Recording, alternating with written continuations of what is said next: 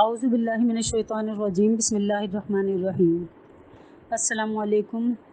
کیسے ہیں آپ سب لوگ؟ آج ہم انشاءاللہ العزیز تیسرا رکوع 5ویں پارے کا وہ مکمل کریں گے۔ تو عورتوں سے متعلق باتیں چل رہی ہیں، انہی سے متعلق آج کا رکوع بھی ہے، تو سنیے گا۔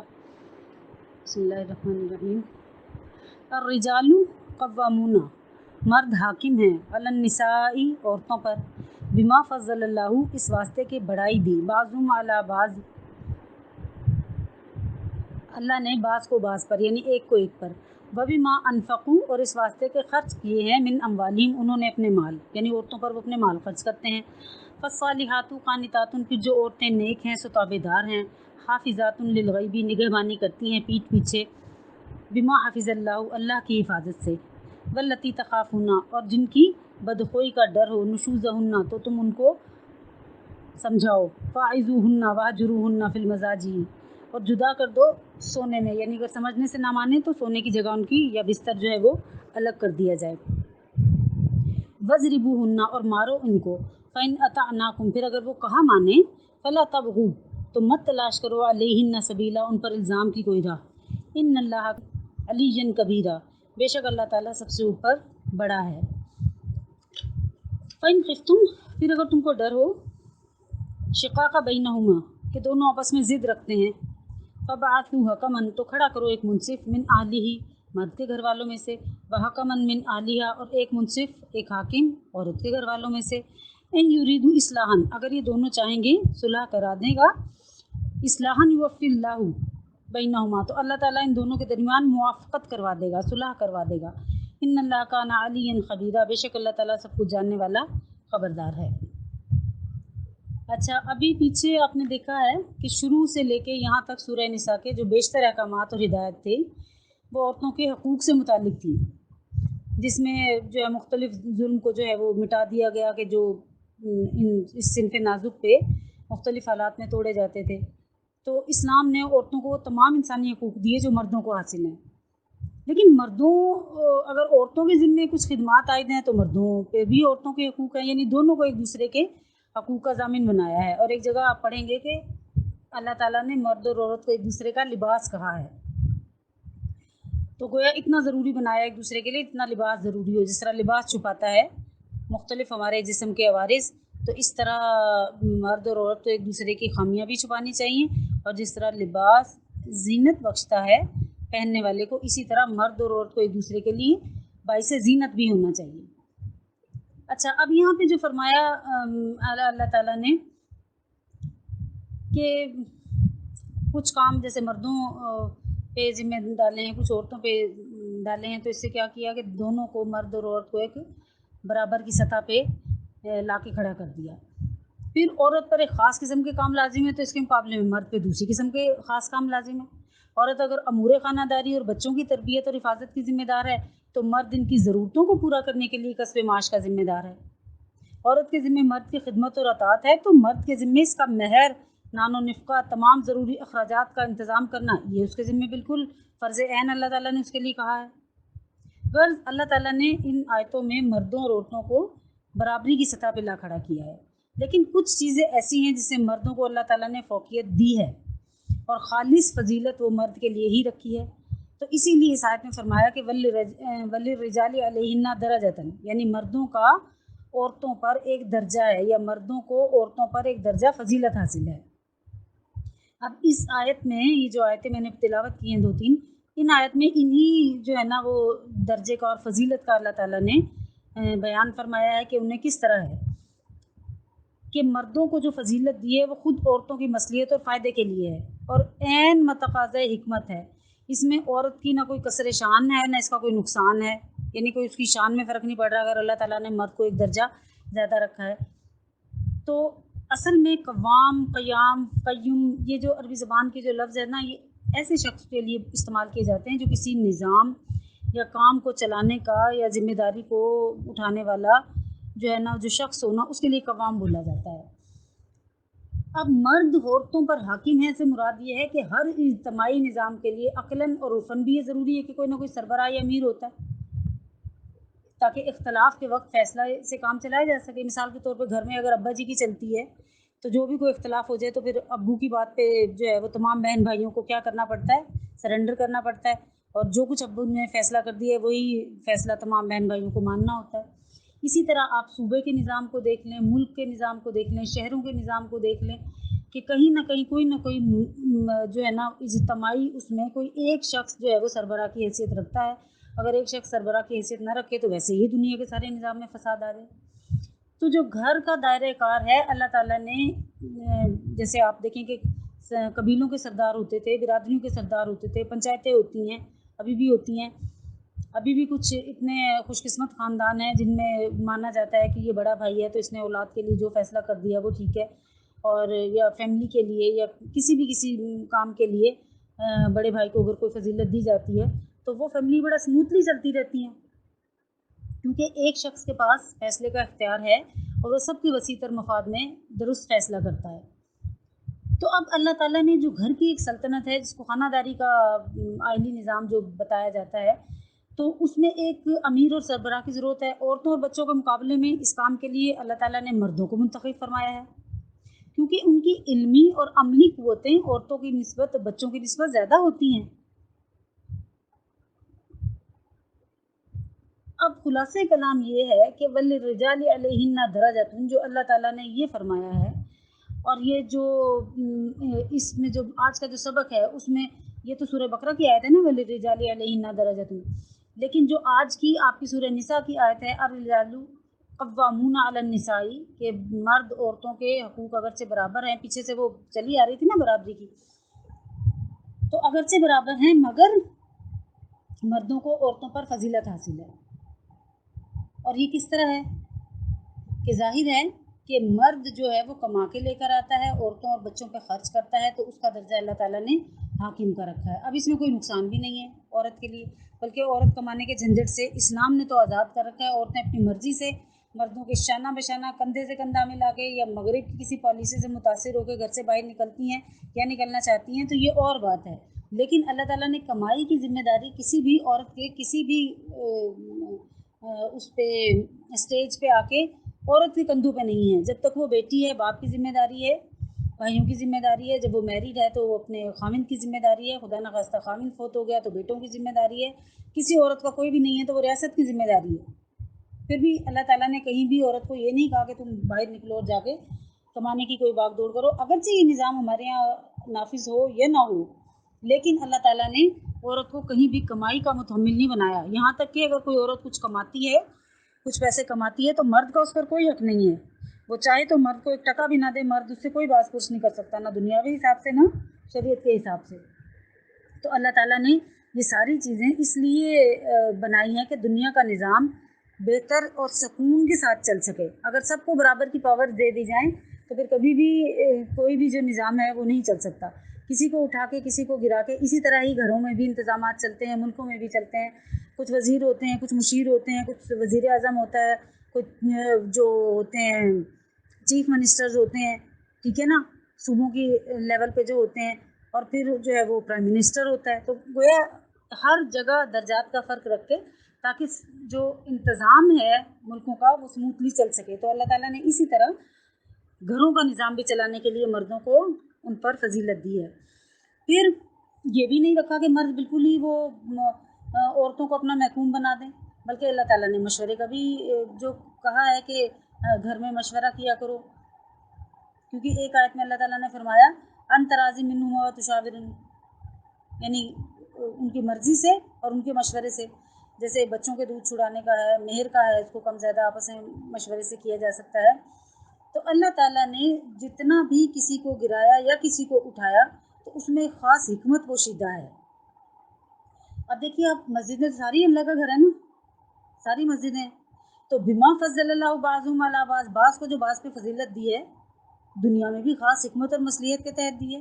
ایک کو بڑائی کسی دوسرے پہ دی جاتی ہے۔ جیسے اللہ تعالیٰ نے ساری مسجدیں اللہ تعالیٰ کی ہیں، ساری مسجدیں اللہ تعالیٰ کے گھر ہیں،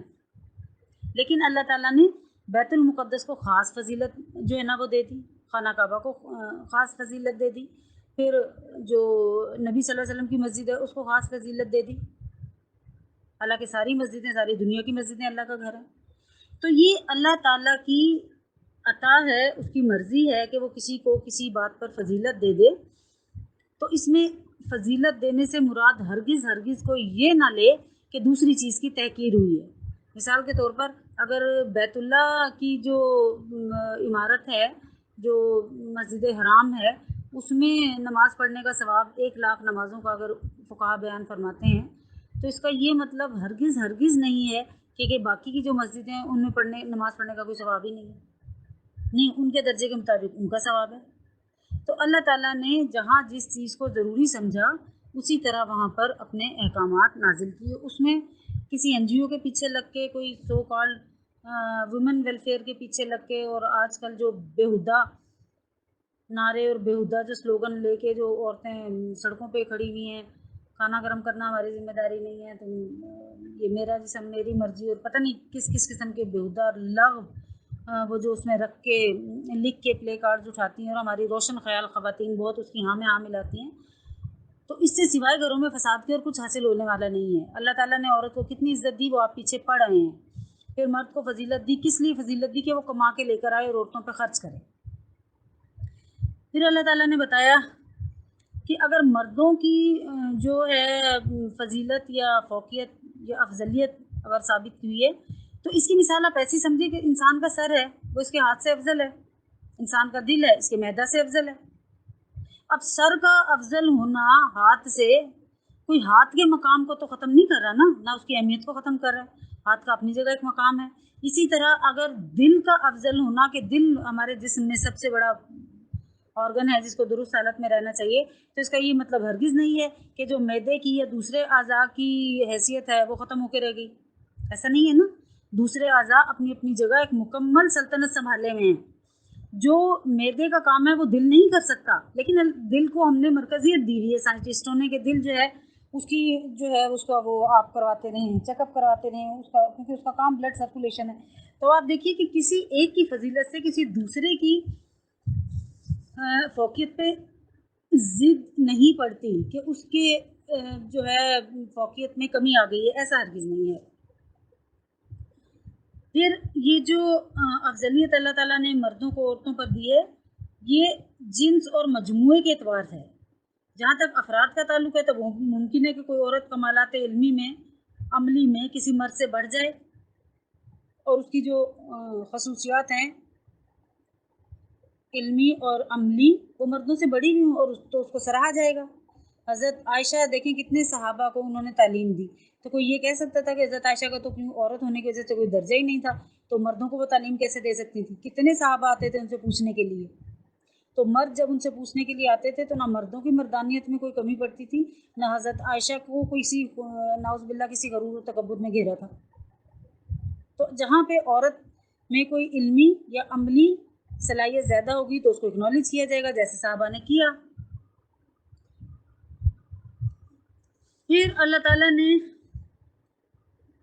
یہ جو صالح بیوی کا جو بتایا ہے، اہم زندگی کا ایک اصول بتایا ہے کہ عورت اپنی خلقت اور فطرت کے اعتبار سے نہ تو کمائی کی متحمل ہو سکتی ہے کہ اپنے مصارف خود کما کے پیدا کرے، نہ اس کے وہ باہر جانے کے حالات سازگار ہوتے ہیں، کوئی محنت مزدوری کرے اور دوسرے ذرائع کسب میں مردوں کی طرح دفتروں اور بازاروں میں پھرا کرے۔ تو اللہ تعالیٰ نے ساری ذمہ داری باہر کی مردوں پہ ڈالی، اور گھر کی تمام ذمہ داری جو ہے وہ اس کا حاکم عورت کو بنایا۔ بچوں کی تربیت، امور خانہ داری، یہ سب جو ہے وہ عورت کی فیلڈ ہے، اور جو عورت اپنا بہترین اور کوالٹی ٹائم جو اپنے گھر میں دیتی ہے، اس کے بچوں کی آپ تربیت کی صورت میں اسی ریشو سے جو ہے نا وہ جھلک نظر آ رہی ہوگی کہ اس عورت نے اپنے گھر کو، فیملی کو کتنا ٹائم دیا ہوا ہے، اس کے بچے کس لیول کے ہوں گے، اس کا گھر کس لیول کا ہوگا۔ یہ میرا اور آپ کا ڈیلی کا مشاہدہ ہے کہ گھروں میں خواتین جو ٹک کے رہتی ہیں، یا جن کے پاس کوئی فالتو بس خواہ کی میٹنگز میں جانے کا اور کٹی پارٹیاں کرنے کا اور فرینڈز میں خواہ جا کے پھرنے کا، یا اپنے آپ کو ہر وقت مساج اور پارلروں میں بزی رکھنے کا ٹائم نہیں ہوتا، تو ان خواتین کی اولاد اور نسلیں جو ہیں وہ کمپیریٹیولی دوسرے لوگوں سے بہت زیادہ بہتر اور سنبھلی ہوئی ہوتی ہیں۔ پھر اللہ تعالیٰ نے یہ جو فرمایا فَالصَّالِحَاتُ قَانِتَاتٌ حَافِظَاتٌ لِلْغَیْبِ بِمَا حَفِظَ اللَّهُ، یعنی نیک عورتیں وہ ہیں جو مرد کی حاکمیت کو تسلیم کر کے ان کی اطاعت کرتی ہیں، اور مردوں کے پیٹھ پیچھے بھی اپنے نفس اور ان کے مال کی حفاظت کرتی ہیں۔ یعنی اپنی عصمت اور گھر کے مال کی حفاظت جو امور خانہ داری میں سب سے اہم ہے، تو اس کے بجا لانے میں نہ وہ مردوں کے سامنے کوئی کمی کرتی ہیں نہ ان کے پیچھے۔ یہ نہیں ہے کہ اگر مرد گھر پہ نہیں ہے 2-4 دن کے لیے ٹور پہ چلا گیا ہے تو محلے کا کوئی بوائے فرینڈ گھر میں آنا شروع ہو گیا، ایسا نہیں ہے۔ وہ ان کے پیچھے بھی حفاظت کرتی ہیں۔ حفاظت کون کرواتا ہے ان سے؟ اللہ تعالیٰ حفاظت کرواتا ہے۔ نبی پاک صلی اللہ علیہ وسلم نے اس آیت کی تفسیر کے طور پہ ارشاد فرمایا تھا کہ بہترین عورت وہ ہے کہ جب تم اس کو دیکھو تو وہ خوش ہو، یعنی مرد خوش ہو، اور جب اس کو کوئی حکم دو تو اطاعت کرے، اور جب تم غائب ہو تو اپنے نفس اور مال کی حفاظت کرے۔ خاوند کا مال چوری سے لٹا دینا یا کہیں بھی دے دینا یا بیجا ضائع کرنا، اسراف کرنا، وہ خاوند کا ہو یا اپنا ہو، مال کا اسراف تو اللہ تعالیٰ نے ہر جگہ ہی جو ہے نا وہ منع ہی فرمایا ہے۔ ایک حدیث میں نبی پاک صلی اللہ علیہ وسلم نے فرمایا کہ جو عورت اپنے شوہر کی تابع دار اور مطیع ہو، اس کے لیے استغفار کرتے ہیں پرندے ہوا میں، مچھلیاں دریا میں، اور فرشتے آسمانوں میں، اور درندے جنگلوں میں۔ اب بتا لیں اسی بات کو پڑھ کے ہم عورتیں اپنے لیے کتنا کچھ سمیٹ سکتی ہیں کہ شوہر کی فرما بردار اور مطیع ہو تو اس کے لیے ہوا میں پرندے بھی دعا کر رہے ہیں، دریا میں مچھلیاں بھی دعا کر رہی ہیں، فرشتے آسمانوں پہ دعا کر رہے ہیں، اور درندے جنگلوں میں۔ ہم میں سے کوئی بھی کتنا بھی ترقی کر جائے، سائنس نے کتنی بھی ترقی کر لی ہو، ہم میں سے کسی کو ان چیزوں کا پورا علم نہیں ہے کہ دریا میں مچھلیاں کتنی ہیں، ہوا میں پرندے کتنے ہیں، اور فرشتوں کے تو خیر تعداد کو کیا گنے گا، اور جنگلوں میں درندے کتنے ہیں، کبھی کسی نے ان کو کاؤنٹ کیے؟ تو کاؤنٹ لیس ثواب اللہ تعالیٰ نے ہمارے لیے لکھ چھوڑا کہ جو خامدوں کی فرما بردار ہوں۔ اب جو آیت کا وہ حصہ میں شروع کر رہی ہوں جس کے اوپر جو ہے وہ بہت زیادہ واویلا مچایا جاتا ہے کہ جی مارنے کا کہہ دیا ہے، مارنے کا کہہ دیا ہے، تو مارنے کا کیسے کہا ہے اور کس اسٹیج پہ کہا ہے وہ بھی سن لیجئے، آج کے بعد آپ کو یہ تو کلیئر ہو ہی جائے گا۔ اللہ تعالیٰ نے اوپر کی آیتوں کے بعد ان عورتوں کا ذکر کیا ہے جو اپنے شوہروں کی فرما بردار نہیں ہیں، یا اپنے شوہروں سے متعلق جن باتوں کا حکم اللہ تعالیٰ نے دیا ہے اس میں کوتاہی برتتی ہیں۔ تو قرآن پاک نے ان عورتوں کی اصلاح کے لیے مردوں کو الگ ترتیب 3 طریقے بتلائے ہیں۔ اب مرد اس پہ عمل کریں یا نہ کریں، ایسے تو ہم باقی بھی بہت ساری باتوں پہ عمل نہیں کرتے، لیکن طریقے اللہ تعالیٰ نے کتنی حکمت سے پر بتائے ہیں وہ آپ دیکھ لیجئے۔ واللتی تخافون نشوزہن فاعظوہن واہجروہن فی المضاجع واضربوہن، یعنی عورتوں کی طرف سے اگر نافرمانی کا کوئی صدور ہو جائے یا کوئی ایسا اندیشہ ہو تو پہلا درجہ ان کی اصلاح کا یہ ہے کہ نرمی سے ان کو سمجھاؤ، اگر وہ محض سمجھانے بجھانے سے باز نہ آئیں تو دوسرا درجہ یہ ہے کہ ان کا بستر اپنے سے الگ کر دو، لیکن اس میں گھر الگ نہیں کرنا، گھر سے نہیں نکالنا، بلکہ بستر سے الگ کر دو، گیا ان کے ساتھ بے اتنائی برتو، اور یہ عورت کے لیے بڑی تکلیف دہ بات ہوتی ہے کہ مرد اس کی طرف رغبت نہ کرے۔ اب اگر وہ اس سے بھی باز نہ آئے تو پھر کیا کرے؟ یعنی اگر تو وہ شوہر کی ناراضگی کا احساس کر کے اپنے فعل پہ نادم ہو جائے، ٹھیک ہے نا،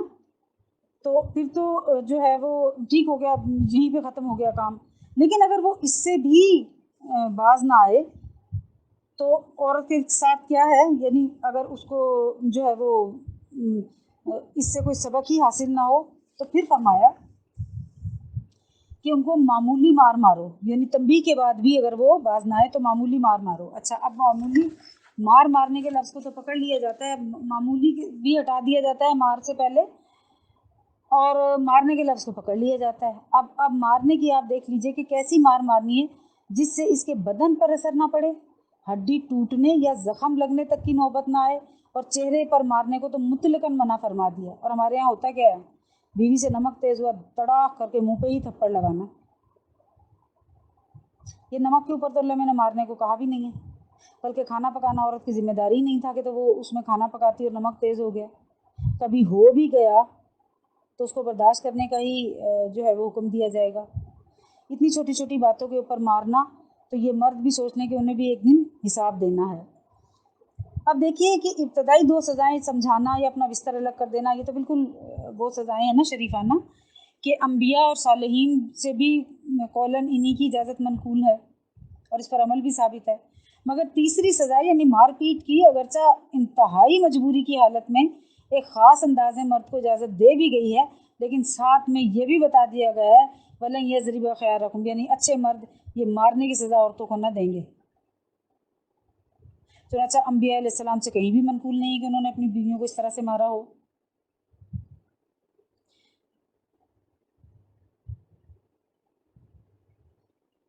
बहीकी की एक रिवायत है कि सिद्दीक़ अकबर रज़ियल्लाहु ताला अन्हु की साहबजादी यानी हज़रत आयशा ये रिवायत करती हैं कि पहले मर्दों को मुतलकन औरतों को मारने से मना कर दिया गया था, लेकिन फिर क्या हुआ, औरतें शेर हो गई तो फिर इजाज़त जो है वो दोबारा दे दी गई। और इस आयत का ताल्लुक एक ख़ास किस्म के वाक़े से है। इसका शान नज़ूल ये है कि ज़ैद बिन अबी ज़हीर रज़ियल्लाहु ताला अन्हु ने अपनी लड़की हबीबा का निकाह हज़रत साद बिन रबी से कर दिया। उन दोनों के आपस में कुछ इख्तलाफात पेश आए। शौहर ने क्या किया कि एक तमाचा मार दिया, तो हबीबा ने अपने वालिद से शिकायत की। वालिद उनको लेके नबी पाक सल्लल्लाहु अलैहि वसल्लम की खिदमत में हाजिर हो गए। आपने हुक्म दिया कि हबीबा को हक हासिल है कि जिस जोर से साद ने उसे तमाचा मारा ना, उसी जोर से वो भी उसके मुंह पे तमाचा मारे। अब ये दोनों हुक्म नबी लेकर सुन के चले और खातून ने सोचा कि वो साद से अपना इंतकाम ले, लेकिन उसी वक्त ये आयत मज़कूरा नाजिल हो गई जिसके आखिरी दर्जा में मर्द के लिए औरत की मारपीट को जायज़ करार दिया। इस पर मर्द से कसास से इंतकाम लेने की इजाज़त नहीं थी। इस आयत के नाजिल होने के बाद रसूलुल्लाह सल्लल्लाहु अलैहि वसल्लम ने इन दोनों को दोबारा बुलवाया और अल्लाह ताला का हुक्म सुना दिया, और इंतकाम लेने का जो पहला हुक्म दिया था उसको मनसूख कर दिया। और वो अल्लाह की नेक बंदियाँ थी, सहाबियात थी, उन्होंने हुक्म पे अमल किया। हमारी तरह ये नहीं किया कि इजाज़त मिल गई तड़ाक एक तो अभी लगा दो ना, एक का हिसाब तो अभी के अभी बराबर करो ना, बात की बाद में देखी जाएगी, ऐसा नहीं किया उन्होंने। फिर अल्लाह ताला ने आयत के अगले हिस्से में बताया ना कि अगर झगड़े का कोई जो है अंजाम हो ही ना, घर के अंदर झगड़ा तूल पकड़ जाए तो फिर क्या करना है। लेकिन उससे पहले अल्लाह ताला ने ये भी बता दिया फ़इन अतानाकुम फला तबू अलैहिन्ना सबीला, यानी अगर इन 3 नंबरों तदबीरों से वो तुम्हारी बात मानने लग जाती हैं, नंबर 1 से मान ले, नंबर 2 से मान ले, नंबर 3 से मान ले, तो अब तुम्हें ज़्यादा बाल की खाल उतारने की भी ज़रूरत नहीं है कि खामखा के इल्ज़ाम लगाते फिरो। कभी चश्मपोशी से भी काम लो। खूब समझ लो कि अल्लाह ताला ने औरतों पर तुम्हें बढ़ाई दी है, तो अल्लाह ताला की बढ़ाई तुम्हारे ऊपर भी मुसल्लत है। तुम औरतों से बड़े, अल्लाह ताला तुमसे बड़ा है। तुम ज्यादती करोगे तो उसकी सज़ा भी भुगतोगे।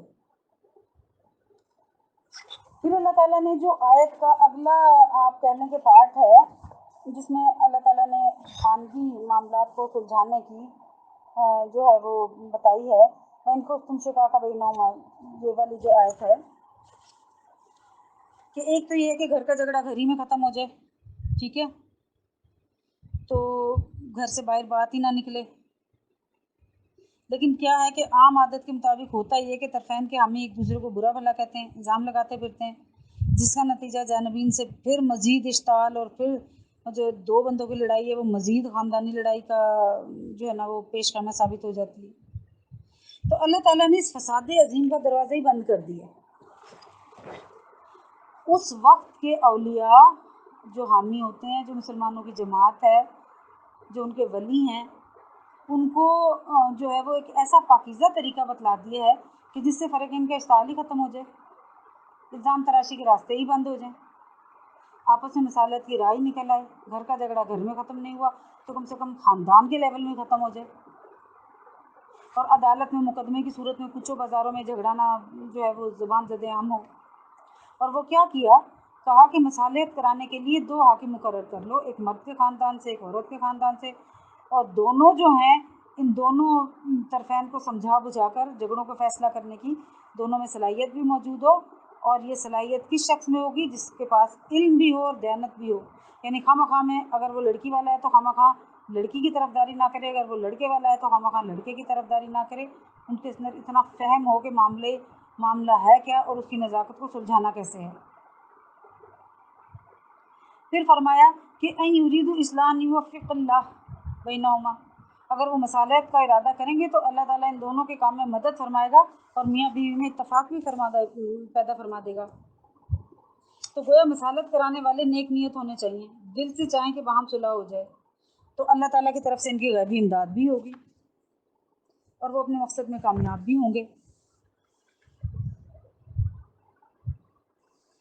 फिर ये जो 2 हाकिम हैं इनको बीवी और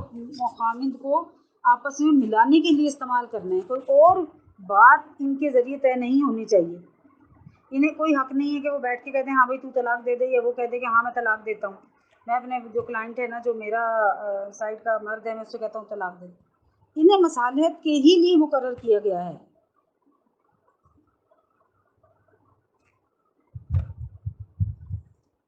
پھر جو حاکمین آپ بنائیں ان کو با اختیار ہونا ضروری ہے، یعنی فرقین کو رضامند کرنے کی کوشش جو وہ کریں تو ان کے پاس اس کا اختیار ہونا چاہیے۔ اور میاں بیوی اگر ان کو دونوں، یعنی لڑکی والا جو لڑکی ہے وہ اس مرد کو جو اس کی طرف سے حاکم بن رہا ہے، جو مرد ہے وہ اس کو جو مرد کی طرف سے حاکم بن رہا ہے، اگر وہ پورا مختار دے دیں، پورا ہر طرح کا اختیار دے کر پورا مختار بنا دیں، با اختیار بنا دیں انہیں، تو پھر وہ جو بھی فیصلہ کریں گے اس فیصلے کا ماننا مرد کے لیے بھی ضروری ہے اور عورت کے لیے بھی ضروری ہے۔ اب اگر اس عجیب و غریب قرآنی آیت پر آپ ایک اجمالی نظر ڈالیں نا، تو اس سے گھریلو جھگڑوں کو ختم کرنے کے لیے دنیا کو اللہ تعالیٰ نے یہ 3 تدبیریں دے دی ہیں کہ گھر کا جھگڑا گھر ہی میں تدریجی تدبیروں کے ساتھ چکا دیا جائے، اور اگر یہ صورت ممکن نہ ہو تو حکام یا برادری کے لوگ 2 حکموں کے ذریعے ان میں مصالحت کرا دیں، تاکہ اگر گھر میں نہیں تو خاندان کے اندر ہی رہ کے جھگڑا ختم ہو جائے۔ اور جب اتنا بھی ممکن نہ رہے، یعنی بہت زیادہ معاملات بکھر جائیں اور معاملہ عدالت تک ہی پہنچے، تو وہ دونوں حالات اور معاملات کی تحقیق کر کے عادلانہ فیصلہ کریں۔ آخر میں اللہ تعالیٰ نے جو فرمایا نا ان اللہ کان علیما خبیرا، تو فرما دیا کہ حاکموں کو بھی اللہ تعالیٰ نے متنبع کر دیا یہاں پہ کہ تم بے انصافی اور کجروی نہ کرنا، کیونکہ تم کو بھی ایک علیم و خبیر سے سابقہ پڑھنا ہے، اس کو سامنے رکھو، یعنی جج بھی خواہ کسی کی طرفداری نہ کرے اور جان لے کے اس کے اوپر ایک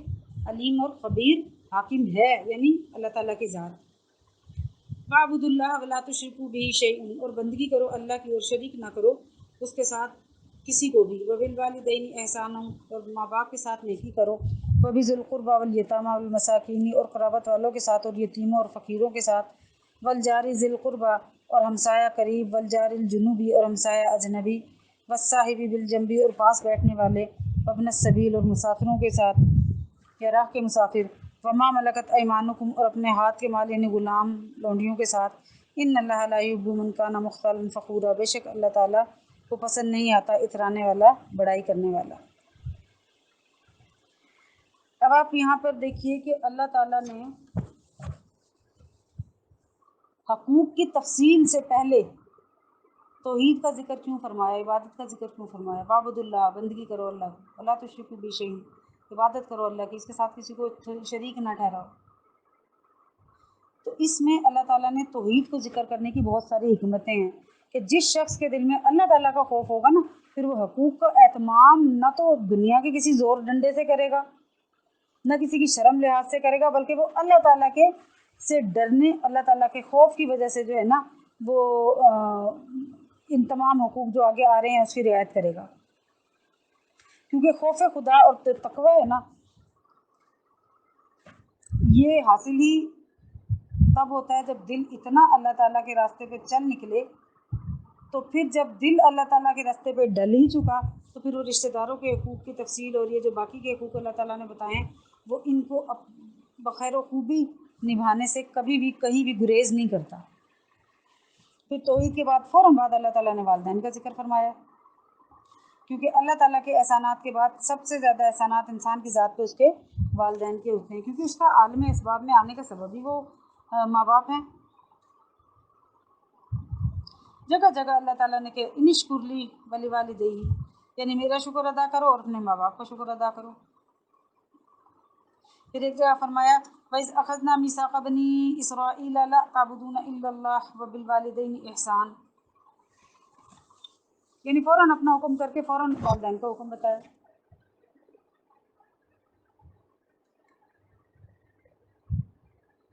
حضرت معاذ بن جبل فرماتے ہیں کہ مجھے رسول اللہ صلی اللہ علیہ وسلم نے 10 وصیتیں فرمائی تھی۔ ایک یہ تھی کہ اللہ تعالیٰ کے ساتھ کسی کو شریک نہ ٹھہراؤ، اگر جب تمہیں قتل کر دیا جائے یا آگ میں جلا دیا جائے۔ دوسرے یہ کہ اپنے والدین کی نافرمانی یا دل آزاری نہ کرو، اگرچہ وہ یہ حکم دیں کہ تم اپنے اہل اور مال کو چھوڑ دو، اور یہ مسند احمد کی روایت ہے۔ رسول اللہ صلی اللہ علیہ وسلم کے ارشادات، جس طرح والدین کی اطاعت، ان کے ساتھ اس نے سلوک کی تاکیدات وارد ہیں نا ان کے ارشادات میں، تو اس کے بے انتہا فضائل اور درجات ثواب بھی اللہ تعالیٰ نے انہی کے مطابق رکھے ہیں۔ بخاری مسلم کی ایک حدیث ہے کہ حضرت صلی اللہ علیہ وسلم نے فرمایا، جو شخص یہ چاہے کہ اس کے رزق اور عمر میں برکت ہو تو اس کو چاہیے کہ صلہ رحمی کرے، یعنی اپنے رشتہ داروں کے حقوق ادا کرے۔ اور سب سے پہلا حق کس کا رکھا؟ خود ماں باپ کی ذات کا۔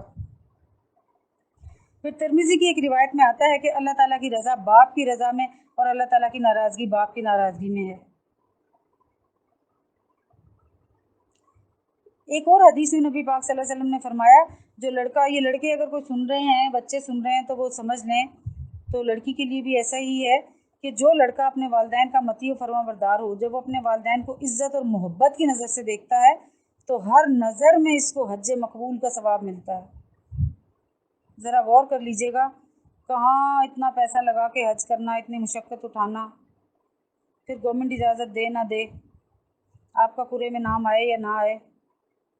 وہ اتنا تردد کرنا حج کے لیے، پھر وہ قبول ہوا یا نہیں ہوا یہ اللہ ہی بہتر جانتا ہے۔ اور یہاں اللہ تعالیٰ نے ماں باپ پہ محبت کی نظر ڈالنے کے لیے مقبول حج کا ثواب دے دیا۔ کتنے بدبخت وہ بیٹے ہیں جو ماں باپ کو دیکھتے ہیں اور نفرت سے منہ پھیر لیتے ہیں، یا ان کو ہر وقت چڑچڑا پنی سوار رہتا ہے جب تک ماں باپ زندہ رہتے ہیں۔ کتنے بدبخت ہیں کہ اللہ تعالیٰ نے جنت لا کے دروازے میں ڈالی ہوئی تھی اور وہ اس کے دروازے تک نہیں پہنچ پائے۔ ہر وقت شکایتیں ہی نہیں ختم ہوتی ہیں، بیٹوں کی تو خاص طور پہ، بیوی سے متعلقہ۔ صرف محبت کی نظر اپنے والدین پہ ڈال لیجئے تو ایک مقبول حج کا ثواب مل گیا۔ پھر بہقی کی ایک روایت ہے کہ رسول اللہ صلی اللہ علیہ وسلم نے فرمایا کہ تمام گناہوں کو اللہ تعالیٰ معاف فرما دیتے ہیں، لیکن جو شخص ماں باپ کی نافرمانی اور دل آزاری کرے تو آخرت سے پہلے ہی دنیا میں طرح طرح کی آفتوں میں اسے مبتلا کر دیا جاتا ہے۔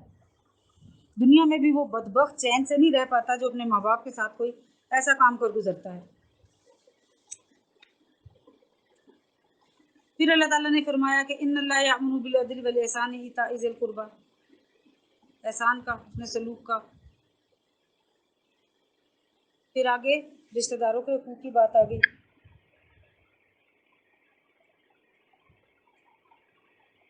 رشتہ داروں کے حقوق کے بارے میں نے آپ کو پہلے بھی ایک حدیث بتائی تھی کہ نبی پاک صلی اللہ علیہ وسلم نے فرمایا ہے کہ اگر اپنے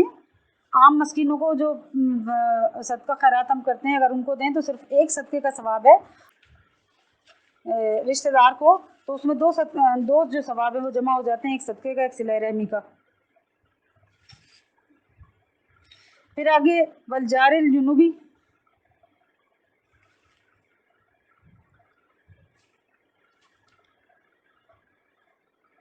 اجنبی ہمسایہ،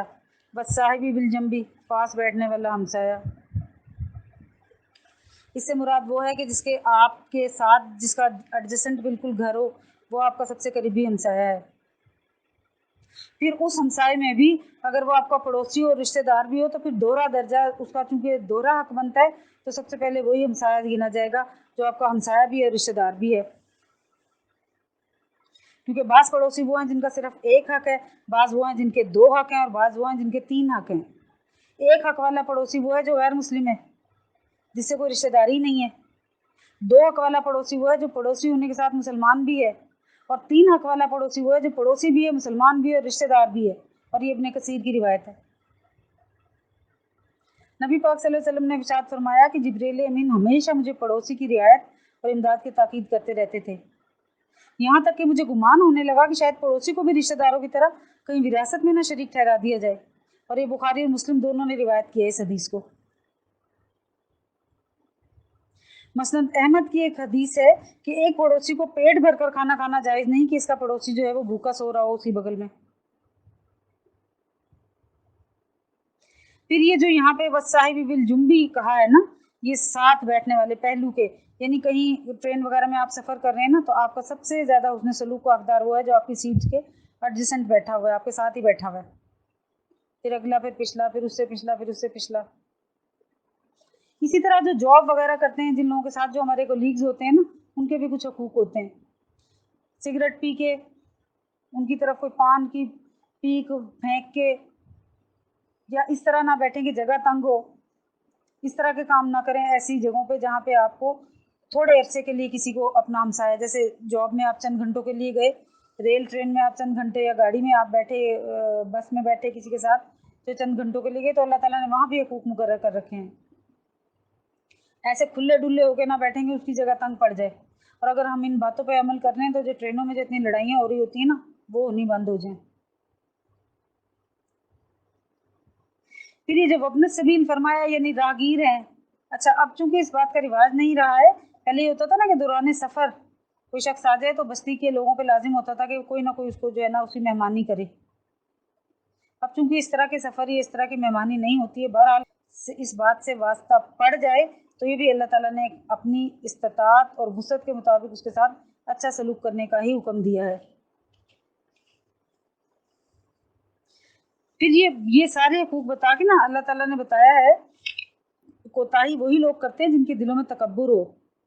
ان اللہ لا یحب من کان مختالا فخورا، نہیں اللہ تعالیٰ کو پسند آتا کوئی فخر جتلانے والا، کوئی متکبر.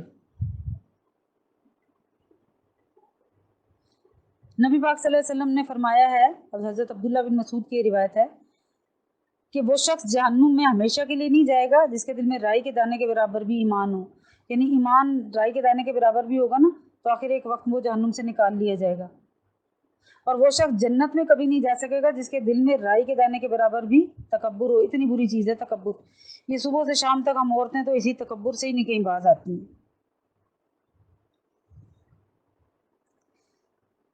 چلیے ایک اچھی بات بھی ہوئی بتا دیتی ہوں کہ حضرت ابن مسعود سے روایت ہے کہ حضرت صلی اللہ علیہ وسلم نے فرمایا جنت میں وہ شخص داخل نہیں ہو سکے گا جن کے دل میں ذرہ برابر تکبر ہو. تو حاضرین میں سے ایک آدمی نے سوال کیا کہ لوگ چاہتے ہیں کہ ان کے کپڑے اچھے ہوں، ان کے جوتے اچھے ہوں، تو کیا تکبر میں داخل ہے؟ آپ نے فرمایا اللہ تعالیٰ خود بھی جمیل اور جمال کو پسند فرماتے ہیں. تکبر نام ہے حق رد کرنے کا اور لوگوں کو ذلیل سمجھنے کا. یعنی آپ کو اچھے برانڈڈ کپڑے، جوتے، بیگز اللہ تعالیٰ نے دیے ہوئے ہیں تو آپ ان کو استعمال کیجئے حلال کی کمائی سے، لیکن ان کو استعمال کرنے کے بعد دوسروں کو حقیر نہ جانیں.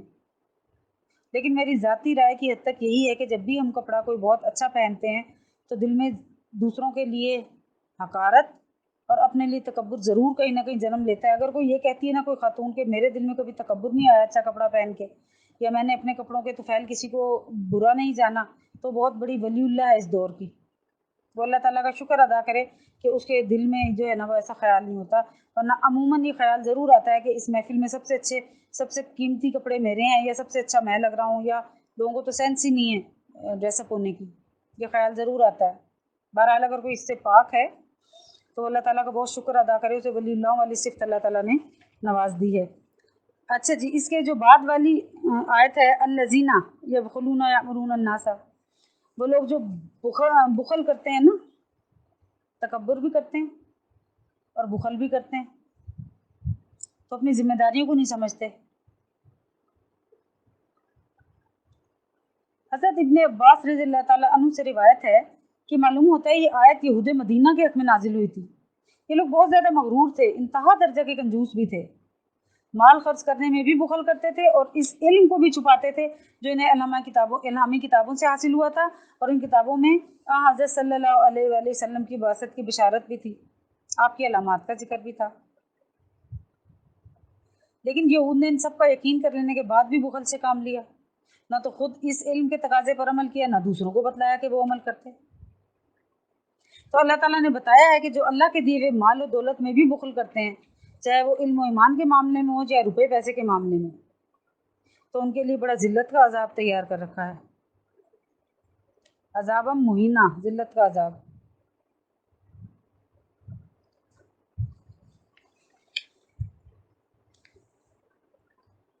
حضرت اسما رضی اللہ تعالیٰ عنہ سے روایت ہے کہ حضرت صلی اللہ علیہ وسلم نے فرمایا اے اسما، خیر کے راستے میں خرچ کیا کرو اور گن گن کے نہ دو، ورنہ اللہ بھی تمہارے حق میں گن گن کے دینا شروع کر دے گا. اور انفاق سے بچنے کے لیے بہت زیادہ حفاظت نہ برتو، वरना अल्लाह ताला भी हिफाजत करना शुरू कर देगा। और कम अज़ कम जो तुझसे हो सके तो इसके देने में से दरेग ना कर। नबी पाक सल्लल्लाहु अलैहि वसल्लम की तिरमिज़ी की एक हदीस में आपको बता रही हूँ। तिरमिज़ी में हज़रत अबू सईद रज़ियल्लाहु ताला अन्हु से रिवायत है कि नबी पाक सल्लल्लाहु अलैहि वसल्लम ने फरमाया, दो आदतें किसी मोमिन में जमा नहीं होती, एक बुखल और एक बदअखलाकी। अच्छा, अब यहाँ जो वल्लज़ीना युनफ़िक़ूना है ना, कि जो लोग खर्च करते हैं,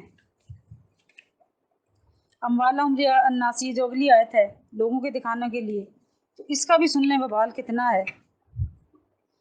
जो लोग अल्लाह और आखिरत के दिन पर ईमान नहीं रखते, इसीलिए इसकी रज़ा और सवाब आखिरत की नीयत से खर्च करने का सवाल ही पैदा नहीं होता, तो ऐसे लोग शैतान के साथी हैं, तो लिहाजा उसका अंजाम भी शैतान के साथ होगा। अब इस आयत से हमें यहाँ ये मसला भी मालूम हुआ कि जिस तरह हकूक़ वाजिबा में कोताही करना, बुखल करना मायूब है ना, इसी तरह लोगों को दिखाने के लिए और बेमकसद खर्च करना भी बहुत बुरा है। ज़रा बेमकसद की तफसील कभी मैं आपको बताऊंगी कि हम कितना कुछ बेमकसद ही सर्फ करते रहते हैं, जिससे ना कोई दुनिया का फ़ायदा हो ना आखिरत का फ़ायदा। वो बेमकसदियत हमारे कितने पैसे जो है ना वो जड़वा देती है। फिर कुछ लोग जो खालिस अल्लाह ताला के लिए नहीं बल्कि लोगों के दिखाने को नेकी करते हैं ना, तो उनका वो अमल इंदल्लाह मकबूल भी नहीं होता और हदीस में से शिर्क करार दिया गया है। हज़रत अबू हुरैरा रज़ियल्लाहु ताला अन्हु से रिवायत है कि आज़ सल्लल्लाहु अलैहि वसल्लम ने फरमाया, अल्लाह ताला फरमाते हैं कि शिर्क से मैं बिल्कुल बेनियाज हूँ। जो शख्स कोई नेक अमल करता है, इसमें मेरे साथ किसी दूसरे को भी शरीक ठहराता है, तो इस अमल को मैं शिर्क के लिए ही छोड़ देता हूँ कि जिसके साथ शरीक किया ना जिसको, बस उसी के पास जाए ये अमल, और इस अमल करने वाले को भी मैं छोड़ देता हूँ। महमूद बिन लबीद रज़ियल्लाहु ताला अन्हु से रिवायत है कि नबी पाक सल्लल्लाहु अलैहि वसल्लम ने इरशाद फरमाया, तुम्हारे मुतालिक मुझे बहुत ज़्यादा अंदेशा शिर्क असगर का है। साहबा ने पूछा, शिर्क असगर क्या है? आपने फरमाया, रिया, यानी दिखावा। कितनी बुरी चीज़ है, या अल्लाह हमें महफूज रख। हम औरतें तो इस दिखावे की बीमारी में सर से पाँव तक जकड़ी हुई हैं, या अल्लाह हमें महफूज रख इससे। और इसी हदीस में बहकी की एक रिवायत में मज़ीद इजाफा किया गया है कि जब क़यामत के दिन आमाल का सवाब तकसीम होगा ना, तो अल्लाह ताला इन रिया करने वालों से फरमाएंगे कि इन लोगों के पास चले जाओ जिनको दिखाने के लिए तुमने दुनिया में नेक अमल किए थे, और अब देख लो कि क्या उनके पास तुम्हारे नेक अमाल का कोई सवाब और कोई जज़ा है। तो अल्लाह ताला हमें रिया से जो है वो हर सूरत महफूज रखे। आगे चलिए, वमाज़ा अलैहिम लौ आमनू, और क्या नुकसान था अगर ईमान लाते, बिल्लाहि अल्लाह पर, वल यौमिल आखिर, और क़यामत के दिन पर, व अनफ़क़ू, और ख़र्च करते, मिम्मा रज़क़हुमुल्लाहु, जो ख़र्च करते किस में से, जो रोज़ी दी अल्लाह ताला ने उनको, व कान अल्लाहु बिहिम अलीमा, और अल्लाह को इनकी खूब खबर है। अब आप देखिए, वमाज़ा अलैहिम क्या हो जाता, क्या नुकसान हो जाता, क्या पहुँच जाता उनको, मुश्किल क्या आ जाती, क्या मुसीबत पेश आ जाती अगर ये लोग अल्लाह पर, क़यामत पर ईमान लाते, अल्लाह के दिए में से माल खर्च करते। सब काम आसान है, लेकिन इख्तियार में कोई तकलीफ़ भी नहीं थी, उनके इख्तियार में भी थे, तो फिर क्यों नाफरमानी की कि आखिरत की तबाही अपने सर ले ली।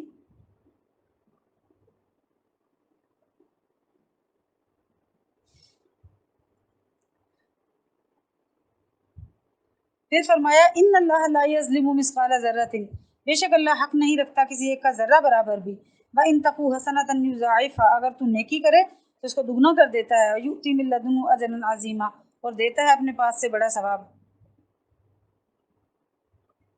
यानी आमाल हसना में बिल्कुल छोटी से छोटी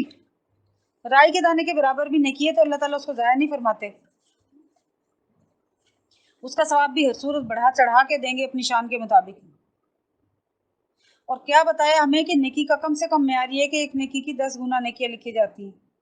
फिर मुख्तलिफ बहानों से इजाफा दर इजाफा किया जाता है। और बाद रिवायत अहादीस से ऐसे मालूम होता है कि कुछ अमाल ऐसे भी हैं जिनका सवाब 20 लाख गुना तक बढ़ा दिया जाता है। फिर अल्लाह ताला की ज़ात तो करीम है, अपनी बेपाया रहमत से जितना मर्जी नवाज दे, वो किसी के सामने अकाउंट फॉर थोड़ा ही है, क्योंकि अल्लाह ताला फरमाते नहीं है, वल्लाहु युज़ाइफ़ु लिमन यशाउ, जिसके लिए अल्लाह चाहे बढ़ा दे, जितना चाहे बढ़ा दे। वयुक्ति मिन लदुन्हु अजरन अज़ीमा, देता है अपने पास से अजर बड़ा, जितना चाहे दे। फ़कैफ़ इज़ा जिअना मिन कुल्लि उम्मतिन बिशहीदिन व जिअना बिकी अला हाउलाइ शहीदा, फिर क्या हाल होगा जब बुलाएंगे हम हर उम्मत में से अहवाल कहने वाला, اور بلائیں گے تجھ کو ان پر احوال بتلانے والا، یعنی گواہ ان پر۔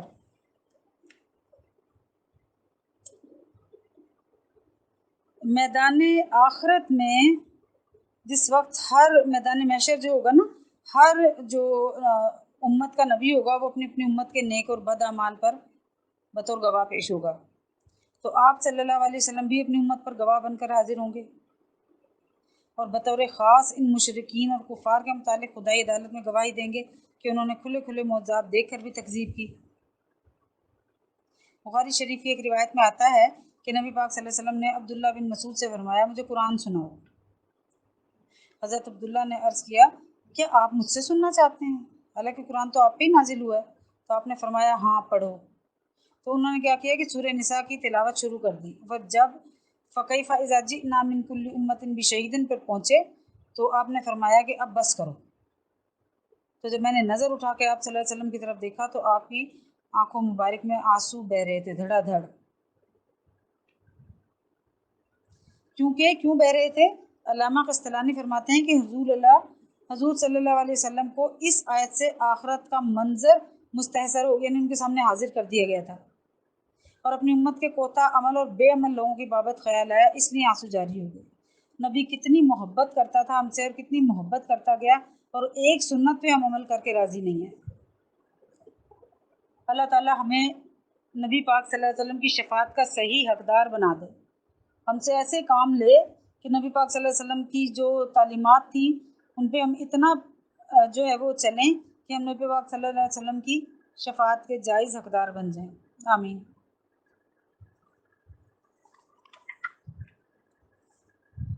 پھر فرمایا یوم اذن یود الذین کفروا، اس دن کافر آرزو کریں گے، الذین کفروا وہ جو کافر ہوئے، وعصوا الرسول اور رسول کی نافرمانی کی تھی، لو تسوا بہم الارض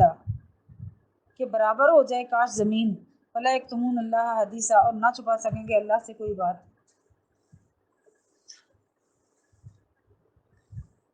یعنی میدان محشر میں کافروں کی بدحالی کا ذکر ہے اس آیت میں، کہ لوگ قیامت کے دن تمنا کریں گے کہ کاش ہم سے جو ہے نا ہم زمین کا پیوند بن گئے ہوتے، کاش زمین پھٹ جاتی، اس میں دھنس جاتے، مٹی ہو جاتے۔ ابھی کیوں وہ کہیں گے کہ اس وقت کی پوچھ گچھ اور عذاب اور جو اس کا سزا ہے نا وہ بہت بڑی ہے، اسے دیکھ کے ان کے دل میں بات آ رہا ہوگا، یہ حسرت آئے گی جب کفار دیکھیں گے نا میدان محشر میں کہ تمام جانور ایک دوسرے کے مظالم کا بدلہ لینے کے بعد مٹی بنا دیے گئے ہیں۔ ایک بکری نے دوسری بکری کو سینگ مارا ہے، چلو بھائی اس بکری کو بلاؤ، اور اس کو سینگ مار لیا اور بس مٹی۔ تو اس وقت ان کو حسرت ہوگی، تمنا کریں گے کہ کاش ہم بھی مٹی ہو جاتے۔ جیسے سورہ نبا میں بھی آپ پڑھیں گے نا وَيَقُولُ الْكَافِرُ يَا لَيْتَنِي كُنتُ تُرَابًا، کاش کہیں گے کافر کہ کاش ہم ہو جاتے مٹی۔ پھر اللہ تعالیٰ نے یہاں اس آیت کے آخر میں جو فرمایا وَلَا يَكْتُمُونَ اللَّهَ حَدِيثًا، یعنی کفار اپنے عقائد اور اعمال کے متعلق کچھ بھی اللہ تعالیٰ سے پوشیدہ نہیں رکھ سکیں گے۔ ویسے بھی ہمارے عقائد اور اعمال جو ہیں وہ پوشیدہ ہی ہوتے ہیں نا، اگرچہ یہ خاص بات کافروں کے متعلق ہے، لیکن ہم مسلمان بھی جس عقیدے میں ہیں، جو ہمارے اعمال ہیں وہ اس وقت دنیا کے لوگ تو نہیں جانتے نا، لیکن یہ پوشیدگی میں اس وقت نہیں رہیں گے۔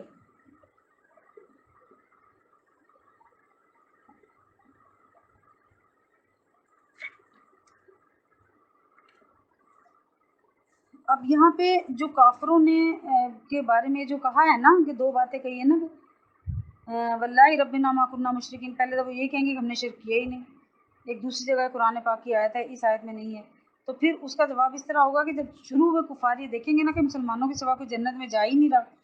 تو طے کر لیں گے کہ ہمیں اپنے شرک اور اعمال بد کا انکار کر دینا چاہیے، ہو سکتا ہے اس طرح ہم نجات پا جائیں۔ شروع میں وہ انکار کریں گے اپنی ان ساری باتوں کا، لیکن ان کے اعضاء خود ان کے خلاف گواہی دیں گے، اور چھپانے کا جو مقصد انہوں نے بنایا تھا وہ مقصد میں بالکل ناکام ہو جائیں گے، تو اس وقت پھر وہ سارا اقرار کر لیں گے۔ اسی لیے اللہ تعالیٰ نے اس آیت میں فرمایا وَلَا يَكْتُمُونَ اللَّهَ حَدِيثًا، وہ کچھ بھی نہیں چھپا سکیں گے اللہ سے، کوئی بات اللہ تعالیٰ سے چھپا نہیں سکیں گے۔ اللہ تعالیٰ مجھے اور آپ کو جو کچھ پڑھا اس قرآن پاک کا صحیح فہم عطا فرمائے اور عمل کی توفیق عطا فرمائے، آمین۔ وآخر دعوانا الحمد للہ رب العالمین۔